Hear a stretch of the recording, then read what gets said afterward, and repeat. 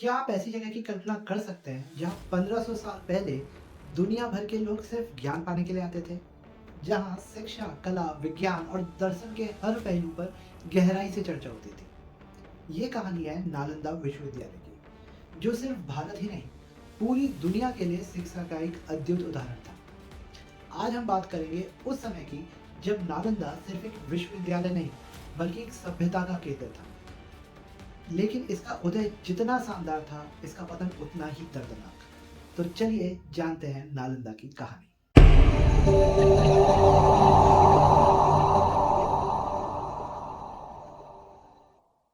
जब पूरी दुनिया शिक्षा की शुरुआती कदम उठा रहे थे, तब भारत में एक ऐसा स्थान था जो ज्ञान और शिक्षा का सबसे बड़ा केंद्र था। इस स्थान का नाम था नालंदा विश्वविद्यालय। ये न केवल भारत का, बल्कि दुनिया का पहला रेजिडेंशियल विश्वविद्यालय माना जाता है। यहाँ 10,000 से ज्यादा छात्र और 2,000 से अधिक शिक्षक एक साथ रहते थे। इस कहानी की शुरुआत होती है 5वीं शताब्दी से, जब गुप्त वंश के महान शासक कुमारगुप्त प्रथम ने नालंदा की स्थापना की। बिहार के राजगीर के पास स्थित यह स्थान तब एक छोटे से गांव के रूप में जाना जाता था, लेकिन कुमारगुप्त की सोच ने इसे ऐसा बना दिया जो पूरी मानव सभ्यता के लिए एक मिसाल बन गया। नालंदा सिर्फ एक विश्वविद्यालय नहीं था, ये भारत का प्राचीन शिक्षा पद्धति, ज्ञान के प्रति आदर और मानवता की उन्नति के मूल सिद्धांतों का प्रतीक था। इसका नाम नालंदा संस्कृत शब्दों नालम यानी ज्ञान और दा देने वालों से लिया गया है, जिसका अर्थ है ज्ञान देने वाला स्थान।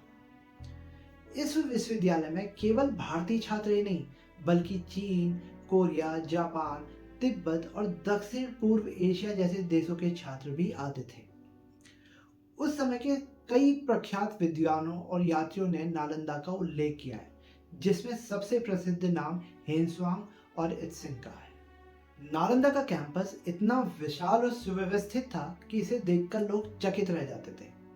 इसमें 8 बड़े भवन, 300 लेक्चर हॉल्स, ध्यान केंद्र और छात्रों और शिक्षकों के लिए आवासीय क्षेत्र थे। नालंदा की सबसे बड़ी विशेषता थी इसकी लाइब्रेरी, जिसे धर्मगंध कहा जाता था। यह लाइब्रेरी 3 भागों में बटी थी। पहली रत्न सागर, जहां पांडुलिपियां संग्रहित की जाती थी। दूसरी रत्नोदधि, जिसमें दुर्लभ ग्रंथ थे। और तीसरी रत्न रंजक, जहां शिक्षा के लिए अलग अलग विषयों की किताबें थी।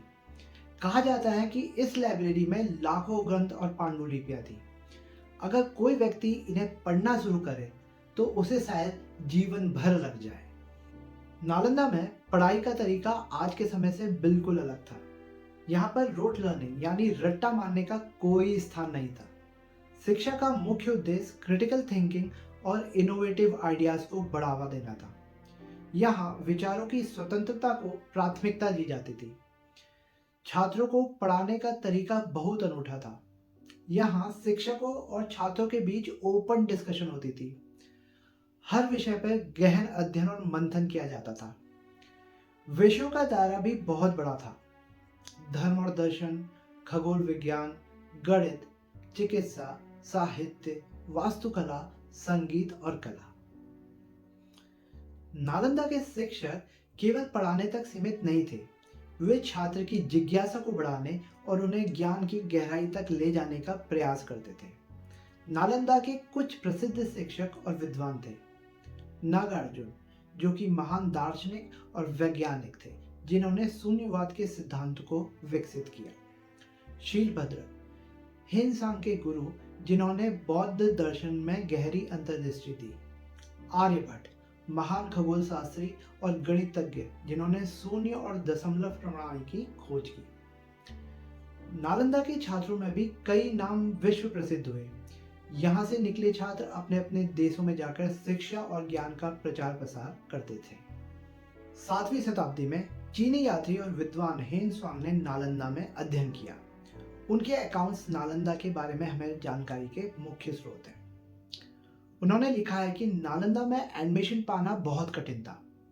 छात्रों को पहले एक परीक्षा देनी पड़ती थी, जिसमें उनकी जिज्ञासा और ज्ञान की क्षमता का परीक्षण होता था।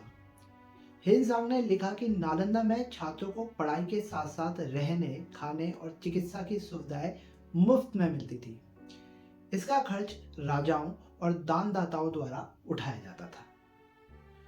नालंदा केवल भारत तक ही सीमित नहीं था। इसकी ख्याति इतनी थी कि इसे प्राचीन समय का पहला ग्लोबल यूनिवर्सिटी कहा जा सकता है। यहाँ पढ़ने आने वाले विदेशी छात्र अपने अपने देशों में नालंदा की शिक्षा पद्धति का प्रचार करते थे। नालंदा का प्रभाव न केवल शैक्षणिक था बल्कि सांस्कृतिक और धार्मिक स्तर पर भी था। यह बौद्ध धर्म का एक प्रमुख केंद्र था, जहाँ से इस धर्म का प्रचार एशिया के कई देशों में हुआ। इतना महान विश्वविद्यालय आखिर खत्म कैसे हुआ? यह एक दुखद कहानी है। 1193 ईस्वी में तुर्क आक्रमणकारी बख्तियार खिलजी ने नालंदा पर हमला किया। इस हमले में नालंदा को बुरी तरह से नष्ट कर दिया गया। खिलजी ने न केवल विश्वविद्यालय के भवनों को तोड़ा बल्कि धर्मगंज की विशाल लाइब्रेरी को भी आग के हवाले कर दिया। कहा जाता है कि इस लाइब्रेरी में आग इतनी भयंकर थी कि ये कई महीनों तक जलते रही।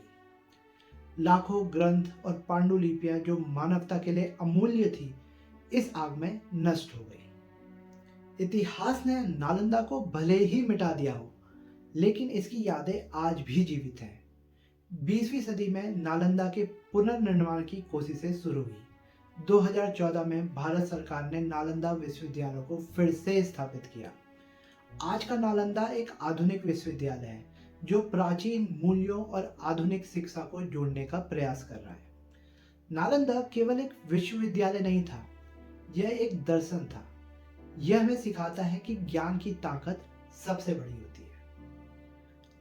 अगर आपको वीडियो पसंद आई हो तो इसे लाइक, सब्सक्राइब और शेयर करना ना भूलें। धन्यवाद।